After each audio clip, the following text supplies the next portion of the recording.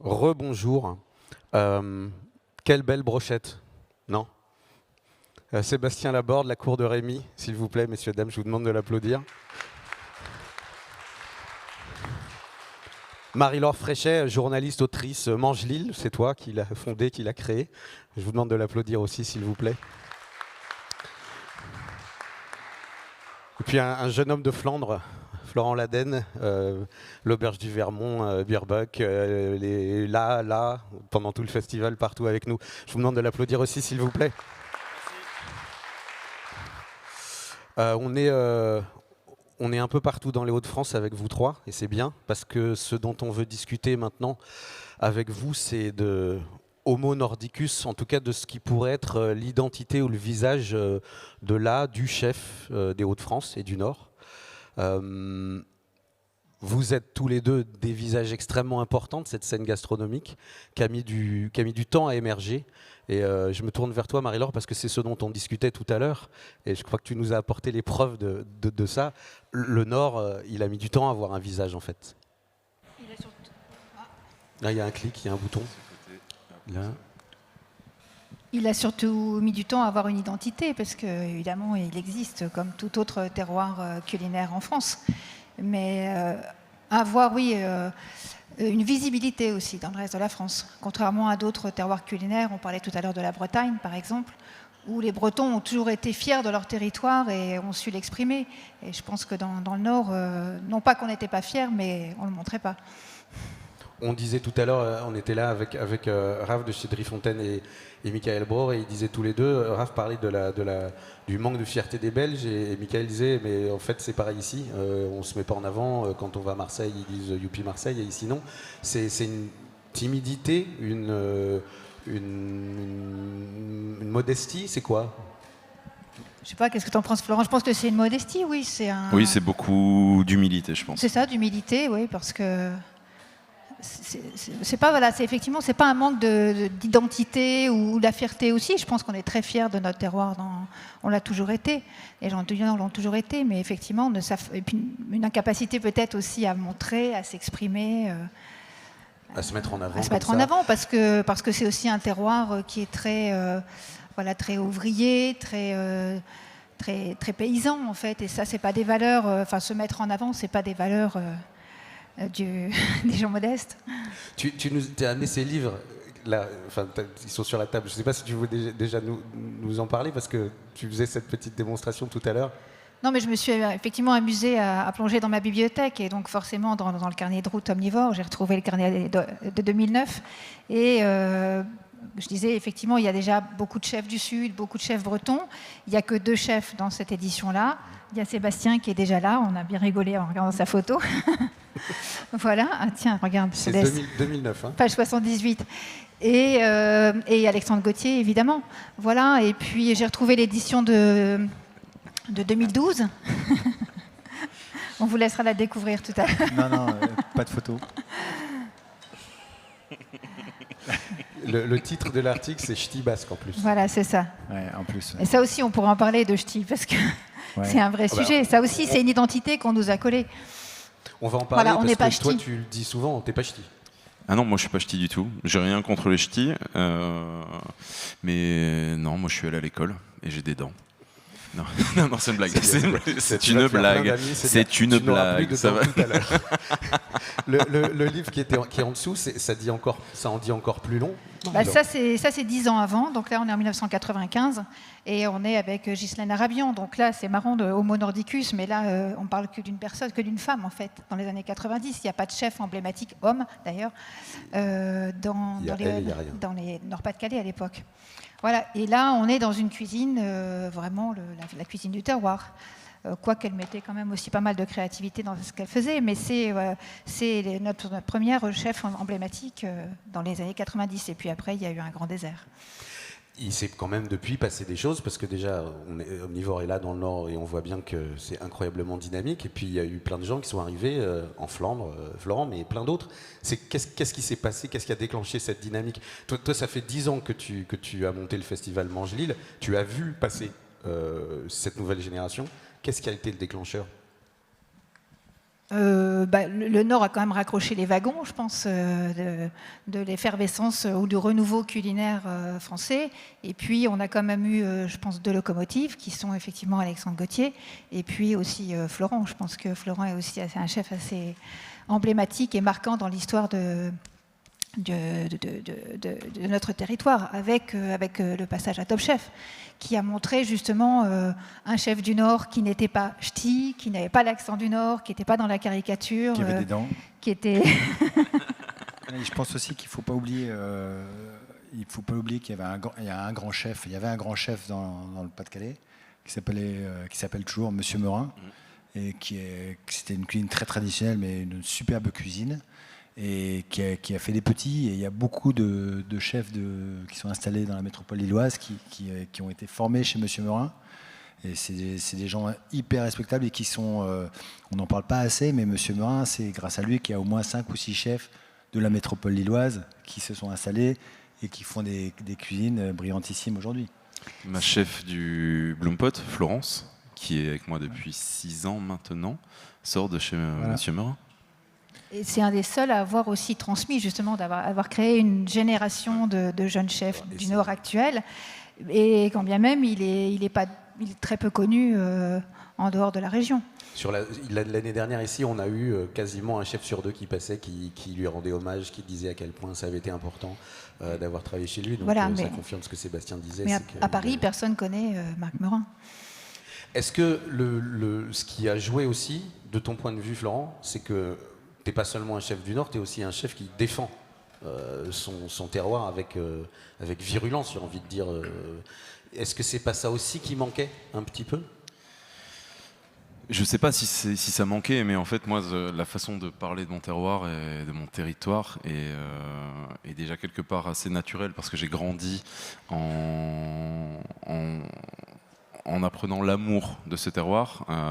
Mon père étant restaurateur, quand on partait, c'était pas en week-end loin. En fait, quand on partait, c'était entre 2 services et puis on allait faire un tour en forêt, donc où on restait dans le coin, quoi. Donc l'amour de ce territoire, c'est quelque chose que j'avais en moi.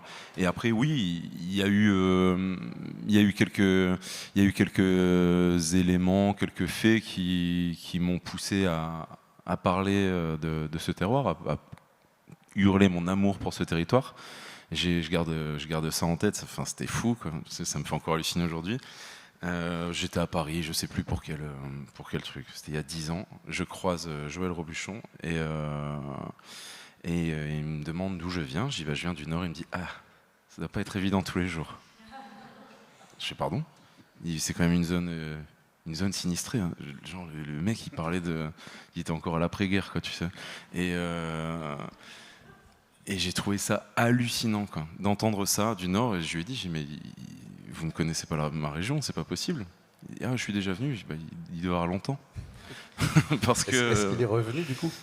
Non, je mais toi, tu as fait en sorte pas chez moi, en tout que nous, on vienne. C'est ça. Ouais. Que Omnivore vienne, parce que, Marie-Laure, toi, Omnivore, tu fais partie de la famille, ça fait depuis le début, et tu as été là pendant... On t'a vu, pas complètement le début, mais... On t'a vu aussi sur la scène à Paris à maintes reprises. De savoir qu'Omnivore vient dans le Nord, que ça a été la première région, c'est un marqueur aussi, c'est quelque chose. Oui, c'est un signe fort, oui, bien sûr, mais bon, c'est aussi le talent de Luc, aussi de capter des chefs intéressants. Il le faisait dans le monde et aussi en France, voilà. Et là, il a senti qu'il y avait un vivier, je pense. Il a senti qu'il y avait un vivier. Il y a aussi, depuis 10 ans, ce que tu fais avec Mangelil. Tu n'es pas toute seule, tu disais tout à l'heure, c'est une association, mais... Elles sont là. Bravo. On peut faire un petit tour d'applaudissements pour Mangelil, parce que depuis 10 ans, c'est quand même le festival qui a mis en lumière... le Nord. Voilà, toute une équipe de bénévoles. Redis-nous un tout petit peu. Mangelil, c'est né il y a 10 ans. Ça a changé cette année ? Non, enfin Mangelil, donc c'est une association. On s'est créé justement il y a 10 ans pour. L'idée était de mettre en avant justement ce territoire à travers des événements festifs, parce que voilà, on sentait qu'il y avait un manque, d'abord dans notre propre région, enfin avant tout à Lille, qu'il y avait un manque de visibilité de ce qui se passait, de cette effervescence de ces jeunes chefs qui commençaient à émerger. Voilà, et puis au reste de la France aussi. Et voilà, je pense qu'on a contribué à mettre un gros coup de projecteur sur les chefs des Hauts-de-France. Voilà, donc ça a été, comme je disais, c'est une association, donc on fait tout ça en plus de nos boulots. Donc au début, un peu, voilà, quand on pouvait, quand on avait le temps. Puis rapidement, on s'est formalisé en un festival qui avait lieu fin septembre. Je dis AV parce que ça, c'était avant le Covid. Donc le Covid nous a un peu cassé les pattes. Et puis cette année, qui est l'année de reprise, on s'est dit 10 ans, 10 événements. Donc là aussi, pour être un peu plus présent sur toute l'année, on est en train d'organiser là, une dizaine d'événements cette année. Et le prochain, c'est ? Alors, on a un événement au mois de septembre qui s'appelle le Grand Soir, qui est une sorte de tour gastronomique dans 6 restaurants de Lille. Et surtout, au mois d'octobre, on organise avec Sciences Po Lille et l'École de journalisme de Lille un festival du journalisme culinaire. Voilà, le 20 octobre. Donc, je vous donne rendez-vous du 20 au 22 octobre à Lille. Ça va faire du bien encore plus. Sébastien Laborde, c'est pas un nom du Nord, Laborde, hein ? Alors, c'est le nom de mon père, forcément, qui est provençal, ça veut dire la ferme au bord de la route. Bermicourt, c'est mes origines maternelles. C'était une maison qui était construite par mes ancêtres, donc la famille de Haute-Cloque. Donc, mon arrière-grand-père était le cousin du maréchal Leclerc. Et donc, moi, je suis né ici. Comme Florent, je suis hyper attaché à mon terroir. Mais j'ai pas eu du tout un père restaurateur, même s'il faisait la cuisine à la maison de façon remarquable. Mais je me suis construit, mon goût s'est construit grâce à la cuisine de mon père, mais je me suis construit sur la gastronomie grâce à mes rencontres quand j'habitais à Paris. Avec Yves Candeborde, Thierry Breton, Thierry Fauché, Stéphane Gégaud, Christian Etchebest, tous les papes de la bistronomie parisienne. Voilà. La cuisine à la cour de Rémy, elle n'est pas nécessairement nordiste. Alors c'est un sujet, en fait, quand j'ai vu que j'étais invité à cette table ronde, c'est un sujet un peu délicat parce que quand on parle à quelqu'un de la cuisine du Nord, le premier mot qui vient, c'est le pochvelès, pochvelès, je sais pas quoi là, les trucs des Flandres. Donc en fait, moi je suis dans le Pas-de-Calais, je suis un boyau rouge, comme dirait Florent. Il n'y a pas beaucoup de... Non, mais j'ai des dents et... Il n'y a pas beaucoup de cuisine emblématique dans le Pas-de-Calais. Si on y réfléchit bien, on a un des chefs les plus médiatisés d'Europe et du monde avec Alex Gauthier qui est là, qui est la locomotive. Mais est-ce qu'on peut dire qu'il fait une cuisine du Pas-de-Calais ? Je ne pense pas. C'est une cuisine hyper créative. Qui est très local aussi, qui s'enrichit des richesses de la mer, de la terre, des producteurs locaux qu'on a autour de nous, et surtout de sa créativité. Et je pense en fait que l'Homo nordicus, en fait, moi ce que j'aimerais souligner, c'est plus la question de la générosité et de la convivialité des gens du Nord, des gens du Pas-de-Calais, de la grande région du Nord, Pas-de-Calais, des Hauts-de-France. C'est plus ça, je pense, la cuisine du Nord, c'est en fait donner du cœur, être accueillant, généreux, convivial. On peut pas vraiment, on a des super producteurs de légumes, des éleveurs, on a on a la chance d'avoir le plus gros port de pêche français dans les Hauts-de-France. Mais voilà, il n'y a pas... Alors il y a des plats quand même des Flandres, donc Florent en parlera mieux que moi, parce que j'arrive pas à prononcer. Mais des plats comme ça du Pas-de-Calais, il n'y a pas grand-chose qui saute aux yeux. Il y a ça, cette convivialité. On en a parlé longuement tout à l'heure. L'art de vivre avec un T, il disait Michael Braun, du Nord. Mais il y a aussi peut-être pas des plats, mais il y a des produits, il y a des producteurs. Faire une cuisine nordiste, est-ce que c'est pas finalement toi évidemment, mais toi aussi, travailler avec ceux qui sont ici et avec ce que le territoire apporte. Ouais, mais c'est un peu une évidence en fait c'est une évidence quand on a notre état d'esprit, c'est d'essayer de trouver des produits locaux. On a la chance d'avoir une terre très riche, tout pousse. Bon, cette année là, on est dans une période un peu compliquée au potager avec le vent du nord qu'il y a eu et la sécheresse. On n'a pas eu d'eau depuis un mois, avec un vent du nord qui assèche tous les légumes, donc c'est très difficile de faire pousser les produits, mais en général, on a quand même une terre qui accueille et qui laisse pousser tous les végétaux qu'on y plante. Donc on a des super maraîchers, il suffit de les trouver. Enfin, Florent, je ne sais plus que Driss, c'est ça, un partenaire. Driss et Bertrand. Voilà, privilégié. On a aussi c'est une terre d'élevage parce que les pâtures sont l'herbe en plein mois d'août en général est bien verte.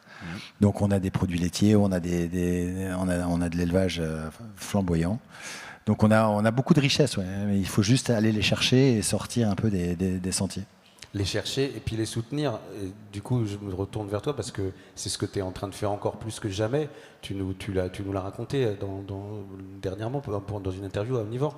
Ce que tu as décidé de faire en ouvrant les nouveaux établissements, la 4 d'un coup, c'est quand même et surtout d'abord pour que Driss, et il n'y a pas que Driss, parce que c'est pas ton seul fournisseur, pour qu'ils vivent, parce qu'en fait sinon il n'y a pas assez. Parce qu'en fait, sinon il n'y a pas assez. Sinon, enfin, aujourd'hui, tout le monde va dire qu'il travaille avec Driss, avec Bertrand, avec ces gens-là. Tout le monde va mettre des photos de Driss et Bertrand sur les réseaux sociaux, sur les sites internet. Sauf qu'en hiver, Driss écrit quand même sur chacune de ses listes, attention, pour toute commande inférieure à 150 € ou 120 €, je ne sais plus, des frais de livraison vous seront comptés. Et 120 € de légumes, ça va très très vite. Et je ne connais pas beaucoup de restaurants qui ne sont pas complets, et voilà. Enfin, donc les gens commandent un petit peu pour pouvoir mettre le nom et qu'après ils vont chercher le reste ailleurs. Oui, parce qu'il faut du calibrage, parce qu'il faut des salades qui soient pas pleines de pucerons, et encore. Enfin, voilà, c'est même pas plein de pucerons. Ouais. Parce qu'aujourd'hui tout le monde fait attention, je pense. On était plein de bonne volonté, il y a plein de choses qui semblaient acquises, plein de schémas, de choses qui semblent acquises et qui finalement sont beaucoup plus fragiles que ce qu'il y paraissait. Et parce qu'aujourd'hui on va regarder un peu plus le prix parce que tout a augmenté, donc voilà. Et aujourd'hui, effectivement, en ayant plus de restaurants, on est réellement acteur économique dans notre territoire. Oui, c'est ça.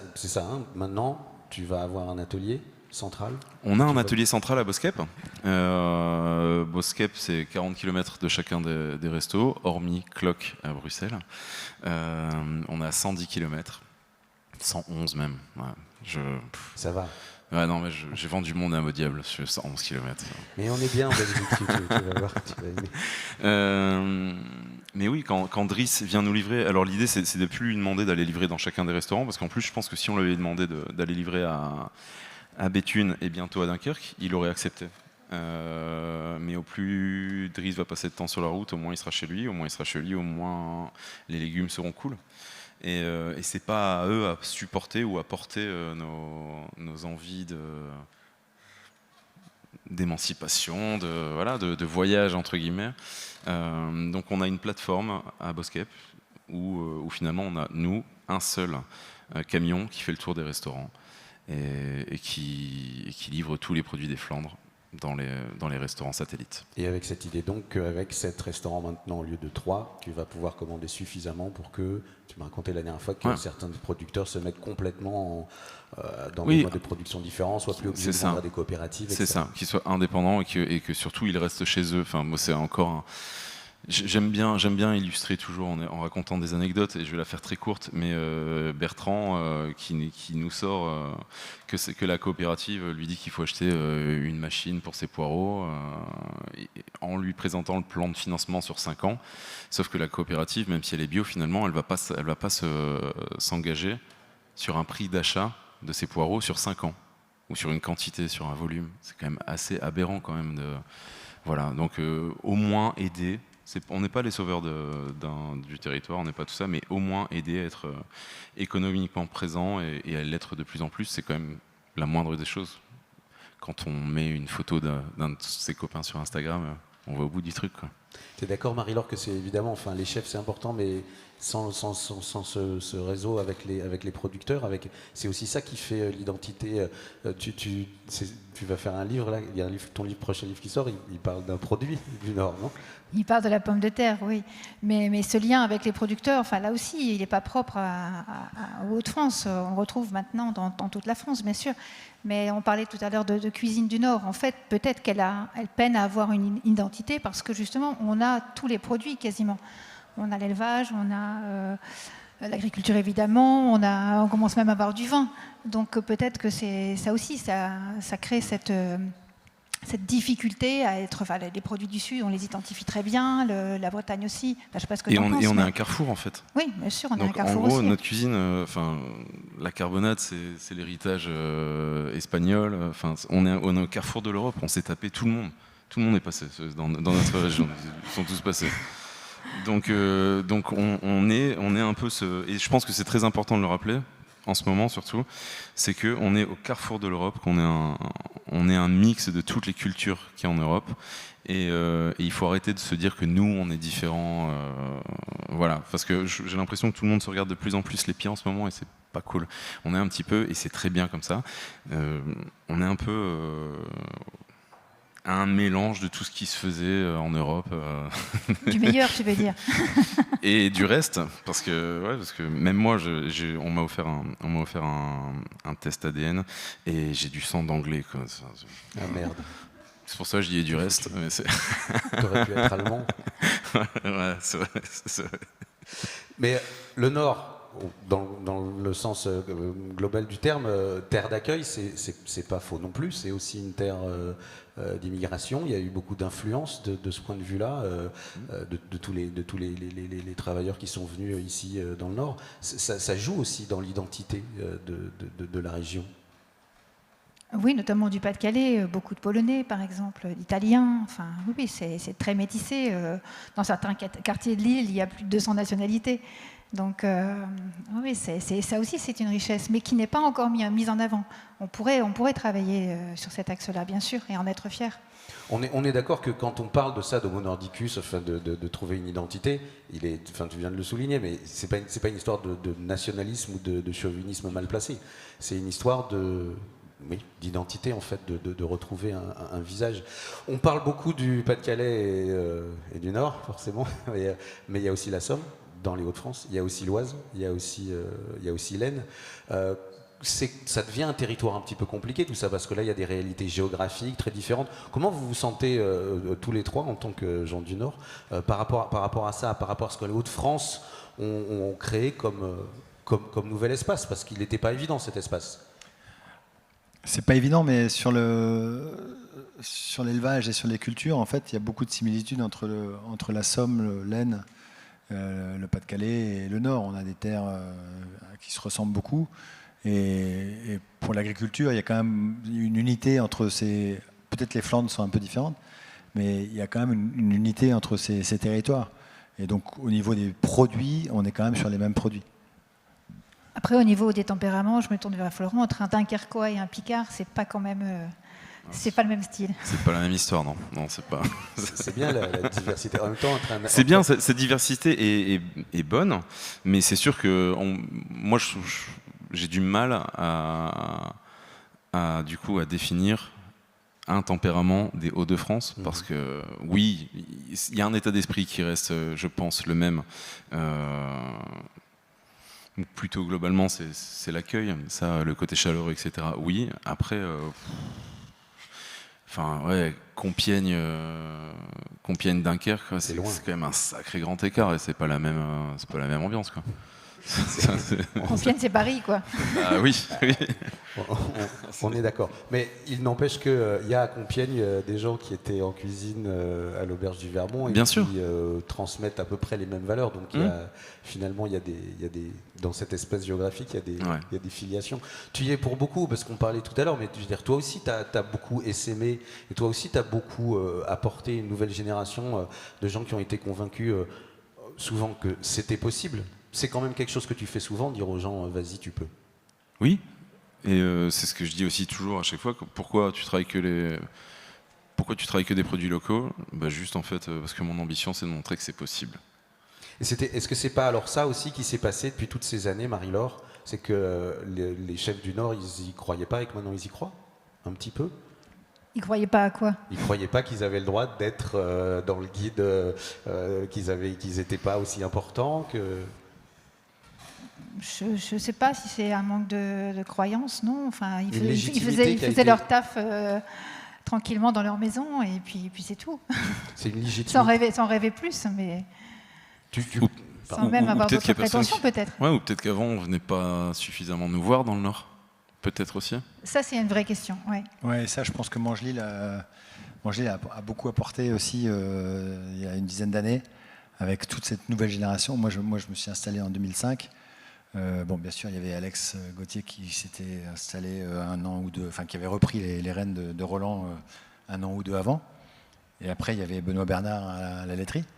Et à Lille, à part ça, il n'y avait pas grand-chose, quoi. Et quand on voit l'énergie qui a été mise en évidence grâce au festival, moi je me souviens le premier festival où j'ai été invité par Marie-Laure à Lille, enfin, il y avait des milliers de personnes.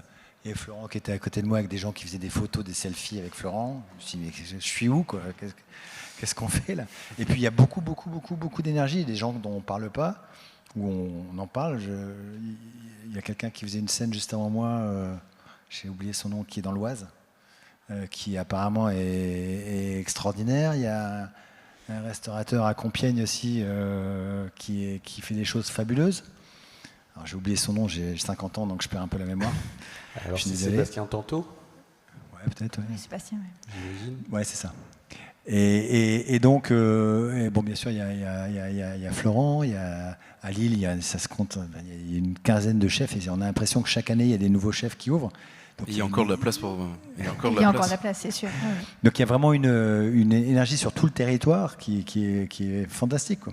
Et c'est vrai que, alors, est-ce qu'ils n'étaient pas là avant ou est-ce que machin, mais c'est vrai que ça a été bien mis en valeur à la fois par Omnivore, par Mangelil et par les journalistes gastronomiques qui se déplacent de plus en plus dans la région. Il y a un pays à côté voisin quand même de département des Hauts-de-France qui est la Belgique, dans laquelle il se passe aussi beaucoup de choses. Est-ce que vous avez le sentiment qu'il y a une dynamique qui s'est créée entre les deux, peut-être même déjà sur les clients qui viennent chez vous plus, déjà pour commencer? Vous avez plus de Belges ou pas?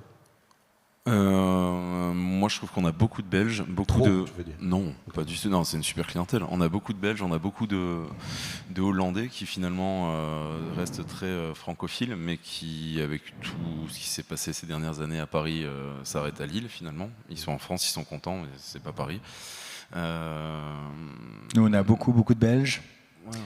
mais qui sont, je pense, enfin à la cour de Rémy, je pense qu'ils sont attirés par la carte des vins en premier, parce qu'on a eu pas mal de presse et sur la carte des vins qui est assez abordable et assez large. Incroyable. Sur les vins nature, ouais. Et je pense que les Bruxellois et les gens d'Amsterdam, je sais pas comment, les Amsterdamers, C'est exactement ça. comme le tabac, voilà, sont assez, comme les Parisiens, mais sont assez friands de ces vins-là. Donc, on a beaucoup de Belges et de Hollandais. Je vous pose la question parce que quand on veut qu'il y ait des restaurants qui marchent, c'est bien qu'il y ait des gens qui payent les additions, et que ce qu'on voit, ce qui se passe surtout en Flandre et aux Pays-Bas, c'est que le pouvoir d'achat est extrêmement élevé, les restaurants sont très chers, et que ça amène un flux d'argent. C'est ça aussi qui aide quand même, non? Ça aide. Les sous. C'est pour ça. Enfin, il n'y a pas que la passion dans la vie. Hein. On est des chefs d'entreprise avant tout. Il faut que ce soit rentable. Et je trouve que c'est quelque chose qu'il faut dire aussi. Je pense que la rentabilité d'un établissement devrait être quelque part prise en compte dans toutes les distinctions qu'on peut donner à des restos. Je suis désolé, mais un délire comme Noma, et je le disais déjà il y a quelques années, c'est pas normal. Enfin, ce qui se passe, c'est pas normal là-bas, avec des dizaines de gens qui payent pour venir bosser dans un restaurant. Enfin, et pour venir éplucher des petits pois dans le grenier, hein, essentiellement. Ouais, non mais enfin c'est des trucs, voilà, je suis désolé, mais chaque guide devrait prendre en compte aussi ça, parce que sinon on érige en exemple des établissements qui perdent du pognon, mais qui sont juste là pour faire briller un nom ou une façade ou un pays, et à aucun moment on explique aux jeunes générations qu'en fait s'ils veulent faire un restaurant, s'ils veulent faire ça, ils vont droit dans le mur, ils sont morts. Parce que c'est pas rentable, c'est pas un business plan viable. Et faut faire attention à ça, je pense. Ouais, cette idée de la pérennité, on va en reparler lundi, je crois lundi avec Alexandre Gauthier justement, mais 18 ans de cours de Rémy, si je calcule bien. 18 ans, mais et l'auberge du Vermont... 41 ans le 14 août. Donc ça, c'est... Bon, tu viens de l'expliquer, mais c'est une bienveillance vis-à-vis des gens avec qui on travaille, c'est une bonne santé mentale vis-à-vis de l'argent.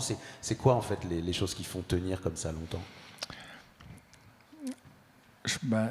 Comme dit Flo, on est quand même des chefs d'entreprise avant tout, et la rentabilité est importante. Et l'idée, c'est de ne pas partir dans des délires de créativité si ça ne plaît pas. Donc il faut quand même avoir son identité, c'est clair, mais il faut aussi s'adapter un peu à sa clientèle. Voilà. Oui. Moi, je reviens sur ces 18 années. Marie-Laure m'a montré la photo qu'on va faire passer dans le public. Non, c'est pas la peine. Non, mais je la mets sur mon compte Instagram. C'était pas le premier guide. En plus, on était dans le guide que Luc avait fait avant. J'ai l'impression que c'était hier, mais quand je vois ma gueule, en fait, pas du tout. Et il y a 15 jours, ça. Ouais, c'est super, c'est génial, mais j'ai l'impression, je n'ai pas vu ces 18 années passer.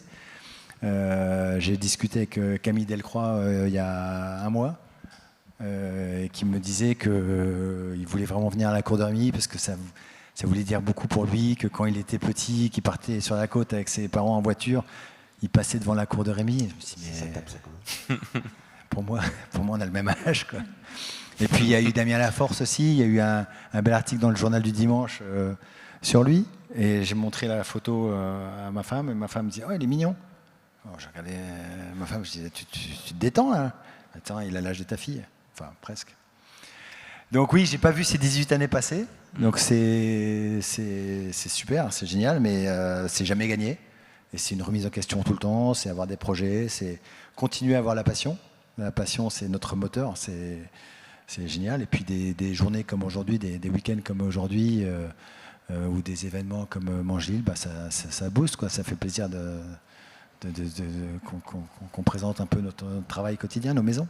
Ça fait déjà aussi, surtout qu'on se retrouve, parce que sinon on se voit jamais. C'est vrai. Sinon, faut aller à Arbois pour ça. Mais c'est chouette. Bosser. Oui. Et il y a aussi un truc, je pense, on parlait tout à l'heure de l'identité du Nord, etc. Il y a aussi ce truc très terrien, de bon sens, quasi paysan, c'est que quand tu dépenses un sou, c'est que tu l'as. Et je pense que c'est peut-être aussi un des fils conducteurs qu'on a dans le Nord. Pas tous, évidemment, mais fondamentalement, on n'est pas réellement des Américains pour ça. Si tu dépenses, un sou, c'est que tu l'as. Le bon sens paysan. Et là, je suis hyper d'accord. Un jour, j'ai parlé avec un chef qui m'a dit « Ouais, je viens de dépenser 500 000 € pour refaire la déco de ma salle. » Enfin, tchou. Ouais. Et là, je me suis dit, waouh, 500 000 €. Et puis moi, je commence à compter en nombre de riolets qu'il faut que j'envoie pour faire 500 000 €. Donc le bon sens. 500 000 € en francs belges ou c'était quoi 500 000 €, putain. Tout à l'heure, tu parlais des journalistes, tu parlais de Noma, c'était un autre sujet, mais puisqu'il va y avoir cet événement Mangelil autour du journalisme culinaire, on a eu, nous, une responsabilité et dans la visibilité du Nord, mais aussi dans l'invisibilisation. Clairement, parce que justement, il y a 10 ans, quand on parlait de la cuisine du Nord, c'était ou Noma ou finalement la Belgique, le Coop des Rameaux. Hein, mais d'un autre côté, Coop des Rameaux nous a aussi peut-être montré l'exemple. Montrer que c'était possible. Tu connais bien Coop, tu peux en parler. Et voilà, nous a montré que c'était possible. À Dranout, un petit village, c'était devenu l'endroit où il fallait absolument aller. Meilleur cuisinier du monde. Il a été, on peut en parler parce qu'il est quand même tellement près de la frontière qu'il est quasiment chez toi. Ouais. Dranouter, Bousseap, ça fait quoi non, c'est, je sais pas, 7-8 km. Je le faisais à pied pour aller au Folk Festival. Donc ça va, ça se fait. C'est 1 heure en marchant vite. Mais avec un effet starisation et rock'n'roll que Cobb a toujours eu, qui est pas nécessairement aussi présent, je trouve, dans les Hauts-de-France, parce que je pense que la Flandre n'a pas de tradition culinaire ancienne, alors que les Hauts-de-France et la France, oui, il y a quand même une grande différence. La Flandre belge. C'est la même. La Flandre française et la Flandre belge, c'est la même. Non. Allez, copains. Les brodes- On va s'engueuler maintenant non, quand même. non, mais t'as quand même tout un bout. T'as quand même tout un bout de la Flandre en Belgique, Ouais. entre Gand et Anvers, où il y a rien, il y a pas un produit. Il y a des maisons entre les villes, Oui. il y a pas et où Par contre, la culture culinaire existe pas de la même façon qu'elle a existé en France. Parce que toi, tu vis en Flandre française, et ce que Cobb vit là où il était dans le Westhoek, c'est très anecdotique par rapport au reste de la Flandre qui s'est urbanisée. Ce qui est fou, je trouve, c'est que c'est l'opposé, l'exact opposé de ce qui se passe, de ce que tu disais tout à l'heure sur le Pas-de-Calais, où finalement tu sais pas dire un plat du Pas-de-Calais, mais tu sais qu'il y a un terroir et qu'il y a des producteurs qui sont là. En Flandre, tu peux dire 20 000 plats, mais ce qui est très difficile, c'est de trouver les producteurs. Parce que des drisses, il y en a très peu finalement. Bah oui, c'est ça. Et donc en France, tu as encore ce truc d'agriculture paysanne, plus présente qu'en Belgique. Mais tu as du mal à sortir un ou deux plats, enfin sur la partie sud des Hauts-de-France, alors que la Belgique, la Flandre, c'est l'inverse, quoi. Alors Cobb, il est parti en Sicile. On est foutu. Ah, il est revenu là. Ouais, Enfin, il est revenu, il fait un tour. ça se passe pas bien. Il n'est pas très heureux. Bah, il faut qu'il revienne à la maison. Il faut lire Omnivore en septembre. On vous racontera. Ok. Parce que Omnivore est aussi lié avec l'Italie là et puis en septembre et on va faire des connexions entre le Nord et l'Italie. Je reviens sur la responsabilité qu'on a de parler, d'exposer, de faire les choses. Puisqu'on parlait de Cobb, la solution c'est pas non plus, et évidemment c'est un génie et c'est un chef hors norme, hein, mais l'idée c'est pas de faire des stars. C'est pas non plus ça qui s'est passé. Il n'y a pas eu une starification. Même toi, et c'est vrai, la télévision, etc. Mais ça s'est rapidement développé. Tu as rapidement dépassé ça. Et je vois pas tous ceux qui ont été top chefs dans le Nord. Ils n'ont pas non plus cherché à faire la star. Ils sont tous revenus à des valeurs qui sont les leurs. On parlait avec Michael tout à l'heure. C'est assez clair qu'il y a un attachement très profond au territoire d'où vous êtes tous. C'est quand même un point essentiel, ça, non ? Oui, mais les chefs n'ont pas changé dans leur ADN, c'est sûr. C'est le regard qui a changé sur eux. Voilà, le regard des journalistes, oui, des journalistes, enfin, dits parisiens, nationaux. Et notre territoire qui est devenu intéressant, qui est devenu un nouveau terrain de jeu ou d'exploration. Ça, c'est nouveau, oui.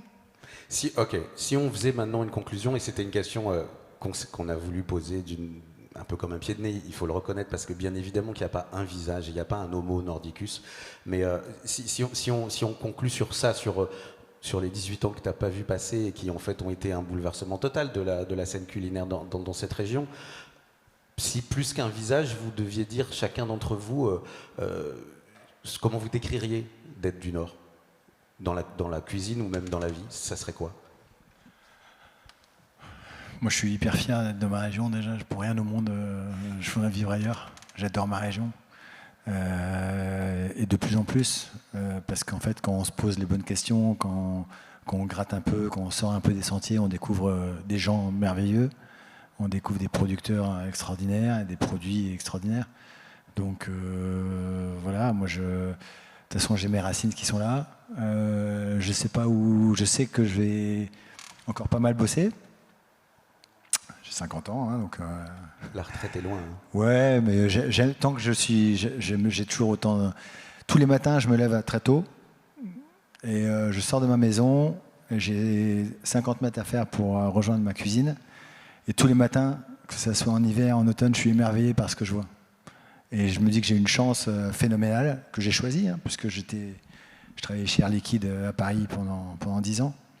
Donc c'est un vrai choix. Et quand je vois que mes enfants cueillent les légumes, hier on a cueilli avec Argentine, ma fille, la camomille, et qu'on a mis à sécher, je me dis qu'on est dans le vrai. Alors la grosse difficulté, je ne vais pas faire le pleurnichard, mais c'est vrai que pour ceux qui connaissent ma maison, c'est que quelle sera la transmission, qu'est-ce qu'on va faire, comment on va continuer, est-ce qu'il y aura une cour de Rémy après les 65 ans ou les 70 ans de Sébastien? C'est une interrogation, on verra. Mes enfants sont pas, pour l'instant, ils ont un petit peu peur je crois, des heures de travail que je fais et de l'implication que j'ai. Mais je leur ai appris à goûter. J'ai des enfants qui goûtent très bien. Je leur ai appris à cultiver. Je leur ai appris, ils savent Quand ils vont dans le potager, ils expliquent à certains chefs aussi qui me rendent visite quelles sont les variétés de légumes qu'il y a dans le potager. Ils m'aident pour le miel. Ils m'aident à plein de choses. Et voilà, je pense que on est dans le vrai. On est dans le vrai. Donc voilà, je sais pas si, je pense que j'ai un peu dévié de ta question. Non, mais c'était bien, on est dans le vrai. Oui, c'était voilà. Ouais. Bah, la même à vous deux, hein. Marie-Laure, c'est quoi d'être du Nord? Un peu pareil, moi je suis une fille du Nord et je vais le rester, c'est sûr. J'ai la chance de voyager partout dans le monde et je reviendrai toujours ici, c'est sûr. Non, je pense qu'il faut plus que jamais qu'on occupe notre place. Et puis maintenant, on a aussi plein d'enjeux. Aussi, on a une terre très agricole et la question, elle est là aussi, quoi. La question de demain, c'est de produire durablement. Maintenant que les Hauts-de-France, c'est plus la terre où il pleut tout le temps. Maintenant, les clichés... ça faisait partie du bon cliché de n'importe quel papier sur la cuisine. Voilà, maintenant, il ne pleut plus assez. Maintenant, on a le même temps que dans le sud. Donc ça, c'est fait, mais c'est un problème. Donc je pense que l'enjeu aussi de la cuisine et de vous, cuisiniers, c'est aussi de promouvoir une autre agriculture, quoi. Ça serait intéressant. Ben, c'est ce que tu fais. C'est ce que j'essaie de faire quotidiennement avec les copains, avec les équipes, et c'est ce qu'on défend. Les enfants, la transmission, toi aussi, t'en as le goût. Ouais, mais eux, pas encore de tout. Hein. Non, on peut parler d'autre chose, s'il te plaît?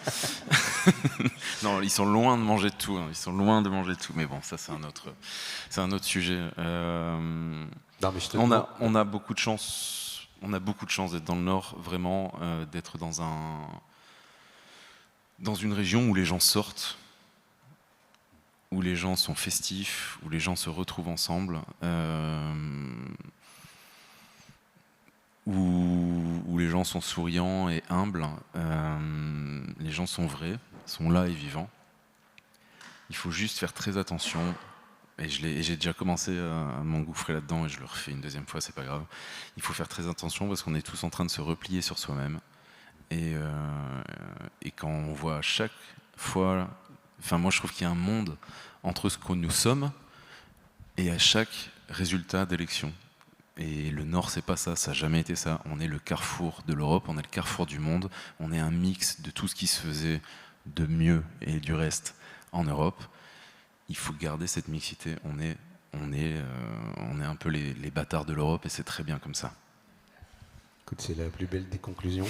La chose qu'on va faire, c'est qu'on va aller à la cour de Rémy, on va aller à Bousquep, on va aller à Mangelil, parce que c'est là qu'on verra en fait ce que c'est que le Nord et puis qu'on en profitera le mieux. On va applaudir Sébastien Laborde, Marie-Laure Fréchet et Florent Ladenne.